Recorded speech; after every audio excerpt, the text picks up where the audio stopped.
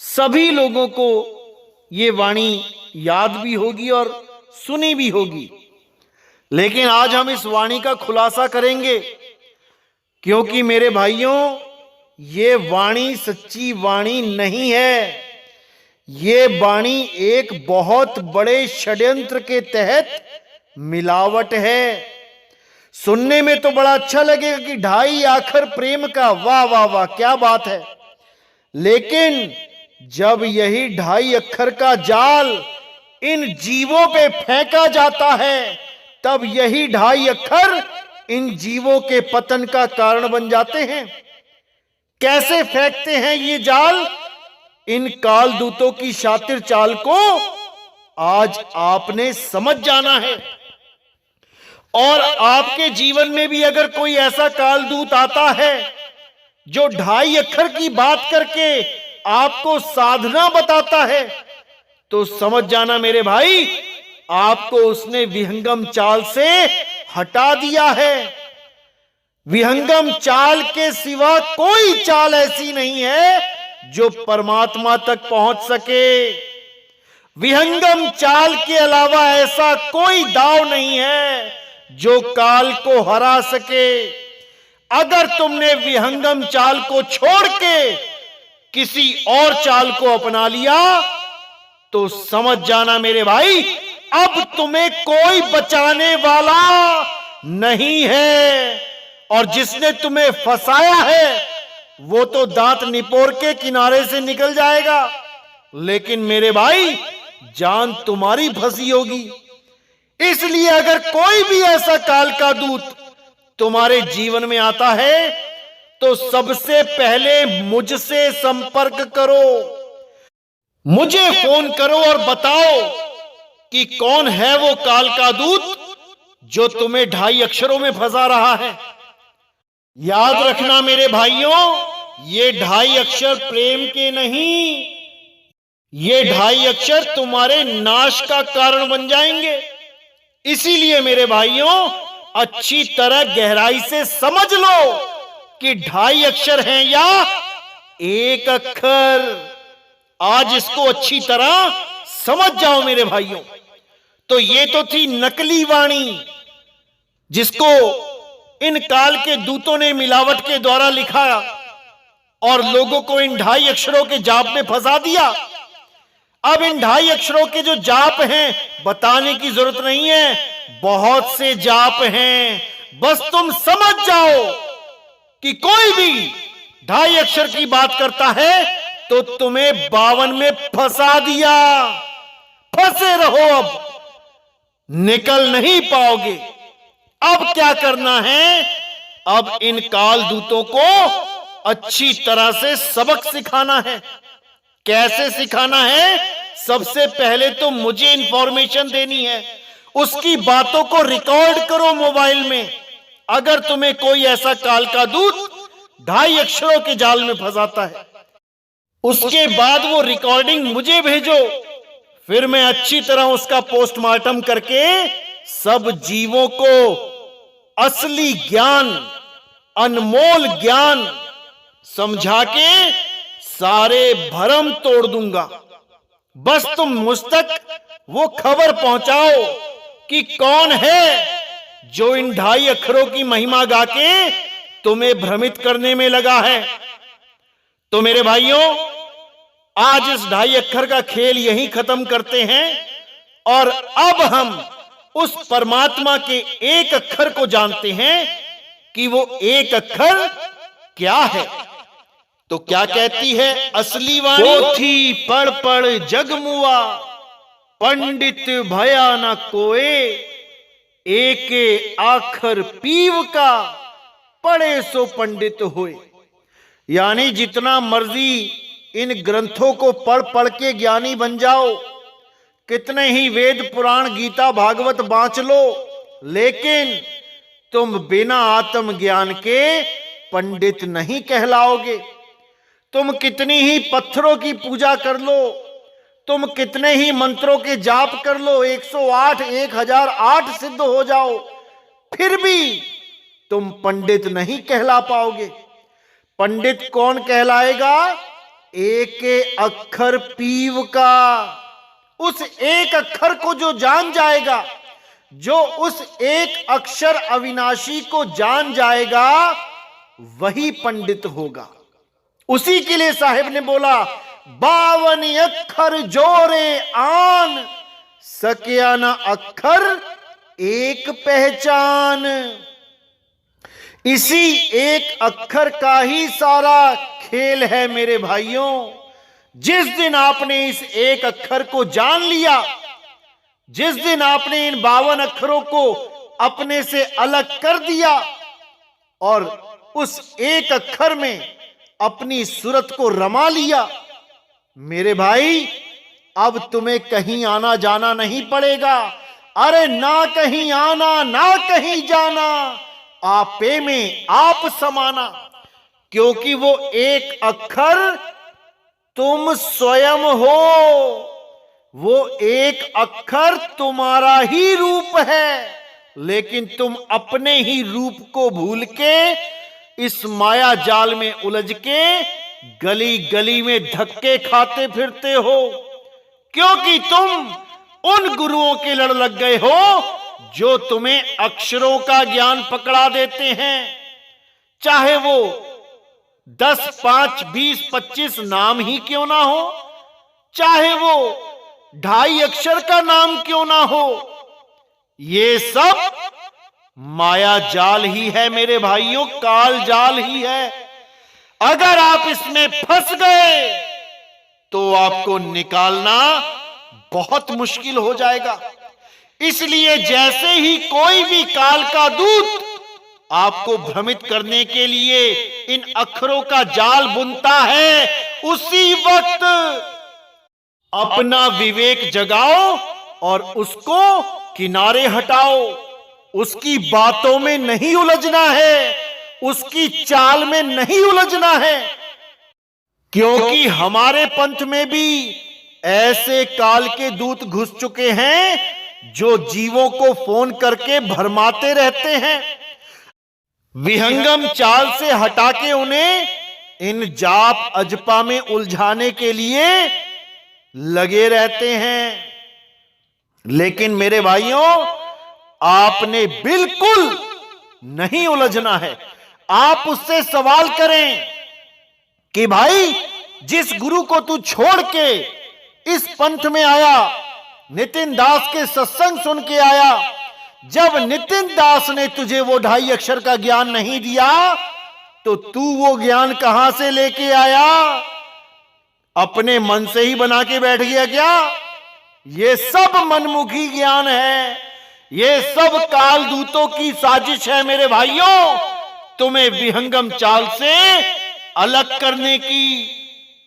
याद रखना, अगर पक्षी को उड़ने के अलावा भागने की शिक्षा दे दी जाए, ऐसा गुरु मिल जाए जो बाज को उड़ने की जगह भागने का ज्ञान दे दे, पैरों से दौड़ने का ज्ञान दे दे, याद रखना वो मारा जाएगा। शिकारी आएंगे और दबोच के खाएंगे। इसलिए कबीर साहब कहते हैं, जो मेरा शिष्य होगा वो मेरी चाल को परख लेगा। मेरी चाल विहंगम चाल है। अरे शब्द विहंगम चाल हमारी, कहे कबीर सतगुर दई तारी। खुले कपाट शब्द झनकारी, पिंडे अंड के पार सो देश हमारा है। कर नैनो दीदार महल में प्यारा है। उस काल दूत के द्वारा तुम भरमाए जाओगे। क्या कह के भरमाए जाओगे? क्या बोलेगा वो आपको? ये भी समझ लो।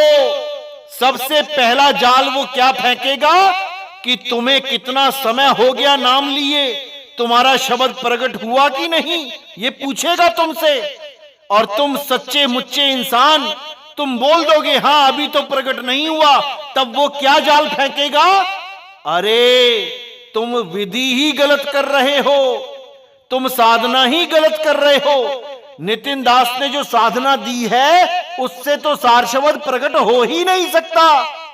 आओ मैं तुम्हें बताता हूं कि सार शब्द कैसे प्रकट होता है, मुझसे नाम दीक्षा ले लो, मुझसे ज्ञान ले लो। ऐसे भी बहुत मिलेंगे। लेकिन मेरे भाइयों, जो अधिकारी नहीं होता है, जो ज्ञान देने का अधिकारी ही नहीं होता है, वो तुम्हें कभी ना तो सही ज्ञान दे सकता है और ना ही उसके द्वारा दिया गया ज्ञान कभी फलीभूत हो सकता है। क्योंकि ये वही लोग हैं जो बीवी बच्चों के साथ रहते हैं, लेकिन इनके अंदर गुरुवाई का कीड़ा इतना ज्यादा मचलता है कि ये सारी मर्यादाओं को भंग कर देते हैं। इन्हीं लोगों के लिए बोला गया है, गिरही होके कथे ज्ञान, अमली होके धरे ध्यान, और साधु होके कूटे भग, कहें कबीर ये तीनों ठग। ये ठगी मारने आते हैं पंथों में, क्योंकि इनका कीड़ा कभी शांत नहीं रह सकता। ये गुरुवाई का कीड़ा ही तो सारे जीवों के नाश का कारण बना है। अरे गुरुआ गाम बिगाड़ा संतों, गुरुआ गाम बिगाड़ा। इन्हीं गुरुओं ने अपने गुरुओं तक को जहर दे दिया गुरु बनने की खातिर। इन्हीं नकली गुरुआ लोगों ने जीवों को तंत्र मंत्र में उलझा दिया। इन्हीं नकली गुरुआ लोगों ने कबीर साहब की वाणी को तोड़ मरोड़ के एक अक्षर को 2.5 अक्षर बना दिया। इन गुरुआ लोगों से सावधान हो जाओ मेरे भाइयों, ये तुम्हारे पतन का कारण बन जाएंगे। इसीलिए मैं बार बार समझाता हूं कि असली ज्ञान को पहचान लो, असली चाल को पहचान लो। कोई लाख बार बोले तुम्हें कि तुम्हें 6 महीने हो गए, तुम्हें 1 साल हो गया, सार शब्द प्रकट नहीं हो रहा, सीधे विहंगम चाल से वो प्रकट नहीं होगा, 2.5 अक्षर तो जपने पड़ेंगे। अरे नहीं भाई, बिल्कुल भी नहीं। इस जाल में मत फंसना। ये काल के दूत खुद तो डूबेंगे, तुम्हें भी डुबाएंगे। इसलिए मेरे भाइयों, केवल और केवल विहंगम चाल से अपने मालिक की तरफ निहारते रहना, जैसे चांद को चकोर निहारता है। सीधी सीधी निगाह से वो कहीं और नहीं देखता। इसी प्रकार आपकी सूरत को सीधा विहंगम चाल से जोड़ना है।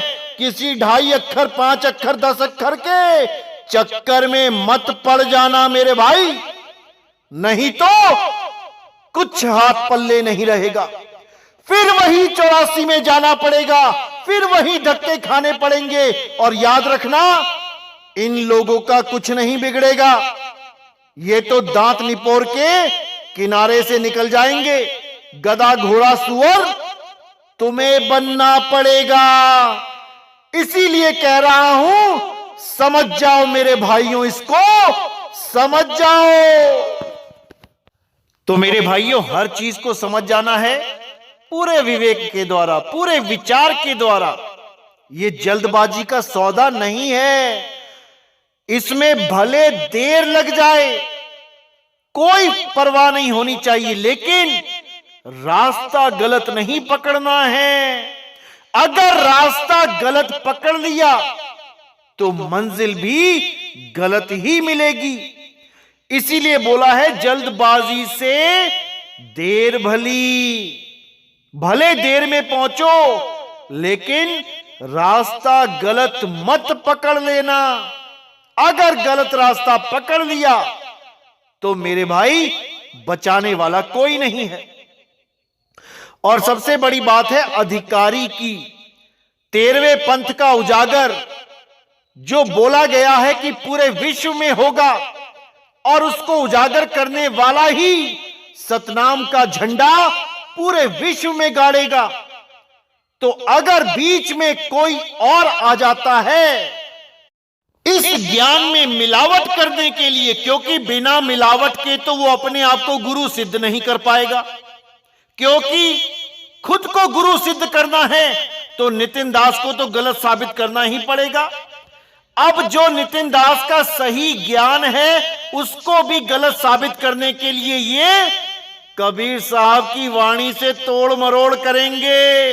और कोई चारा इनके पास है नहीं।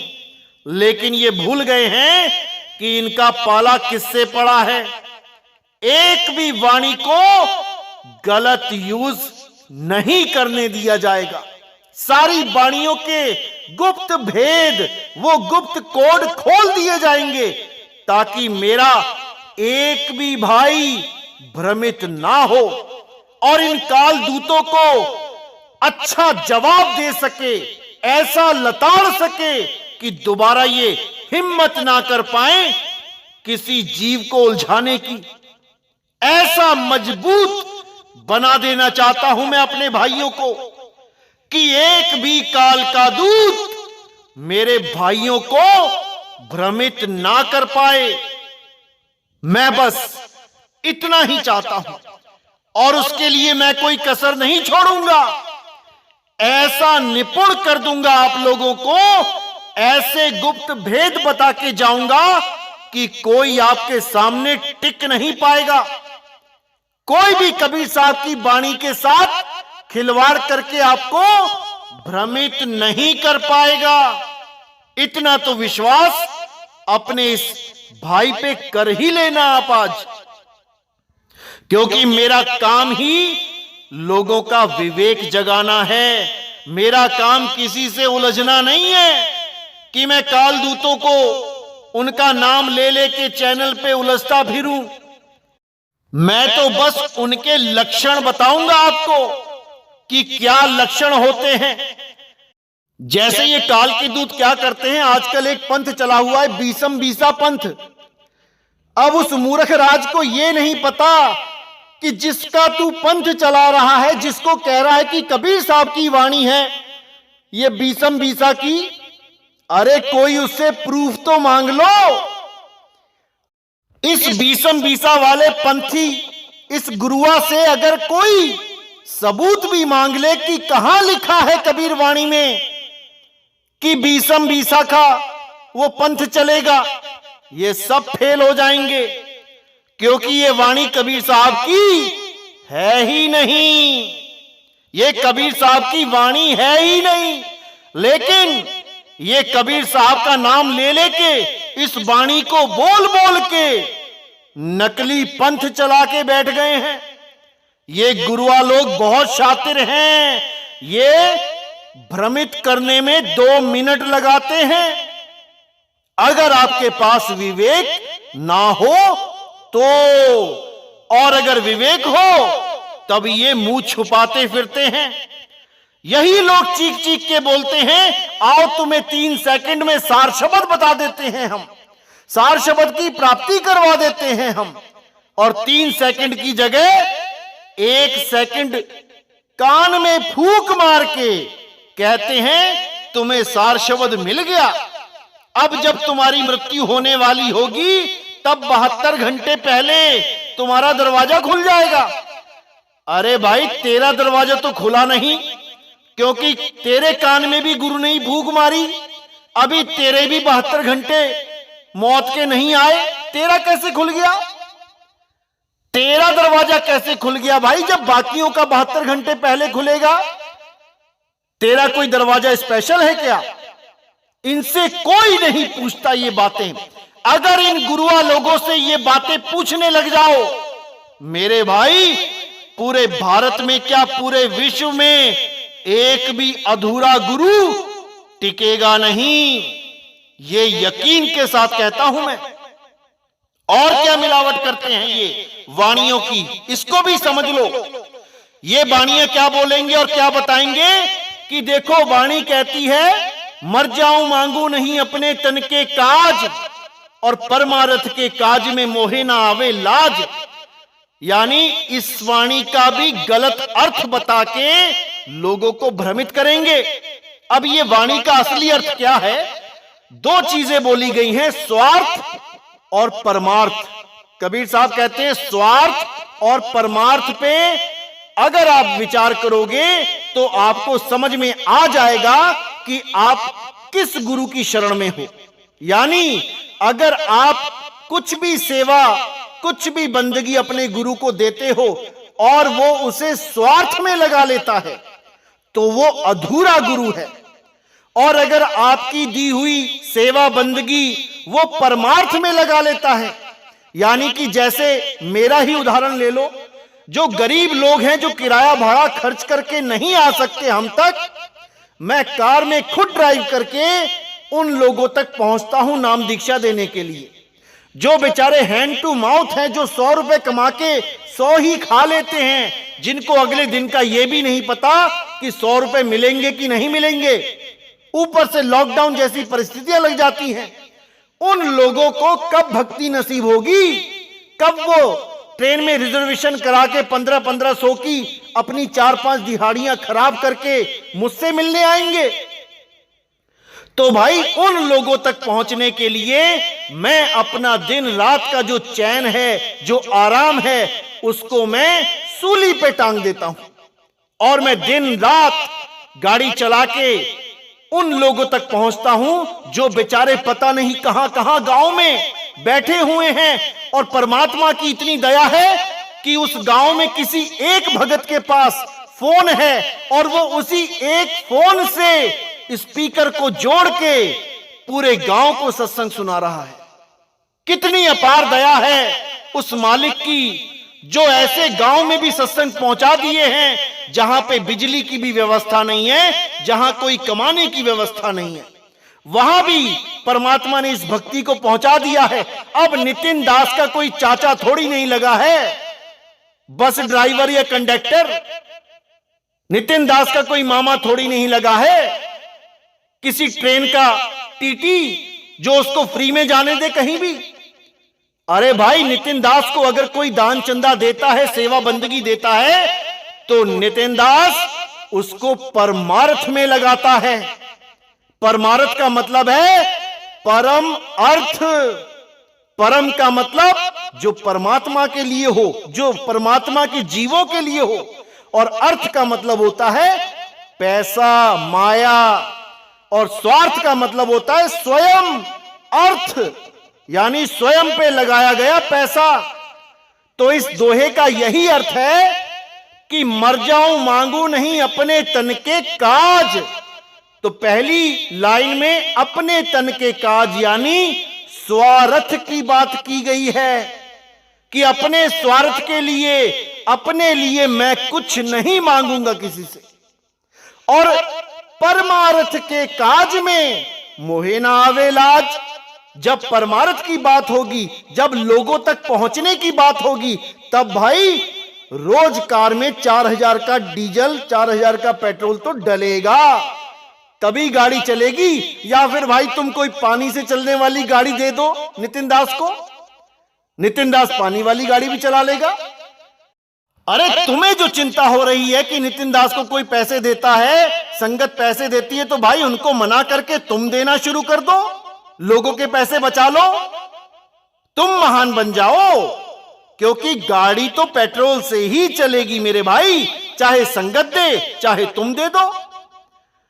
तो ऐसे ऐसे लोग भी बैठे हैं जो ऐसे दोहों का अनर्थ करके आपको भरमाने की भी कोशिश करेंगे।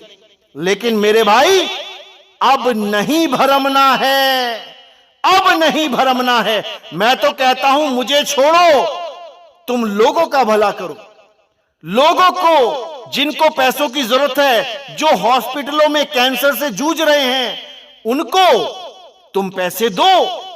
जो बेचारे टीबी से जूझ रहे हैं, जिनके पास खाने को दाल नहीं, रोटी नहीं, उनको तुम पैसा दो। ये परमार्थ है।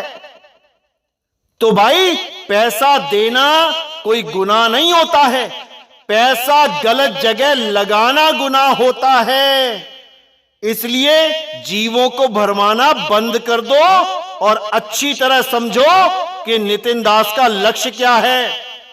नितिन दास के लक्ष्य के बीच में आने की गलती मत करना भाई, क्योंकि ये परमात्मा का पंथ है और परमात्मा की लाठी में आवाज नहीं होती। इस गलत फहमी में मत रहना कि तुम कुछ भी कहोगे, कुछ भी करोगे तो परमात्मा सब कुछ सह लेगा। याद रखना इस बात को क्योंकि ऐसे ही काल दूतों के लिए कबीर साहब ने जो वाणी बोली है कि इनका क्या हश्र होता है, कैसी दुर्दशा होती है, जिस दिन वो वाणी में खोलूंगा तुम्हारे पैरों से जमीन निकल जाएगी, घुटने कांपने लग जाएंगे।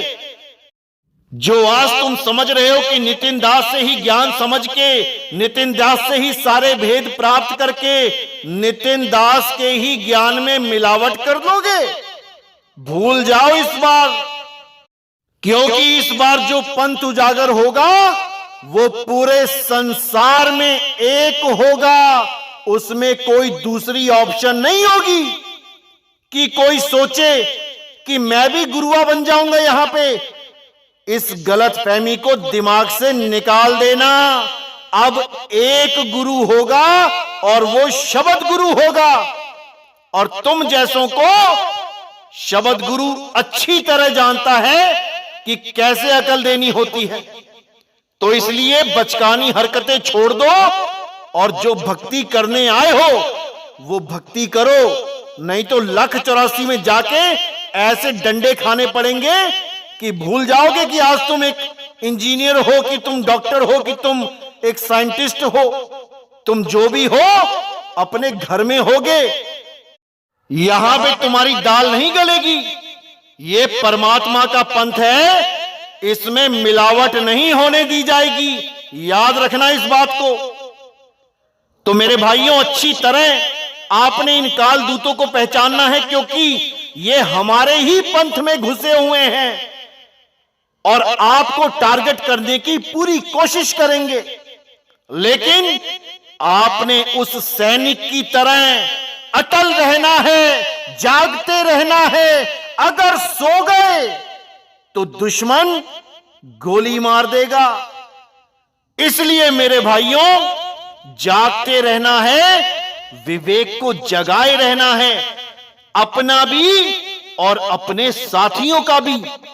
बाकी इनकी लिस्ट तो मैं 2023 में खोल ही दूंगा, लेकिन मैं नहीं चाहता कि उससे पहले भी ये किसी जीव पे अपना दांव खेल जाएं। इसलिए मेरे भाइयों, सावधान रहो, सुरक्षित रहो। तो आज का सत्संग यहीं समाप्त करता हूं, और अच्छी तरह आप इस बात को समझ लें कि ये वाणी पूरी तरह मिलावटी है। पोथी पढ़ जगमुआ, भयो ना पंडित कोय, एक अक्षर पीव का, पढ़े सो पंडित होए। ये है असली वाणी। तो आज के बाद कहीं भी इस वाणी को बोलो तो सबूत के साथ बोलो, और दूसरे लोगों को भी जागृत करो कि अपनी वाणी में सुधार करें, अपने ज्ञान में सुधार करें। तभी धीरे धीरे करते हुए ये वाणी एक अक्षर पीव का पूरे संसार में फैल जाएगी, और तब जाके सब उस एक अक्षर को खोजेंगे, खोजी बनेंगे। तो मेरे भाइयों, आज का सत्संग मैं यहीं समाप्त करता हूं।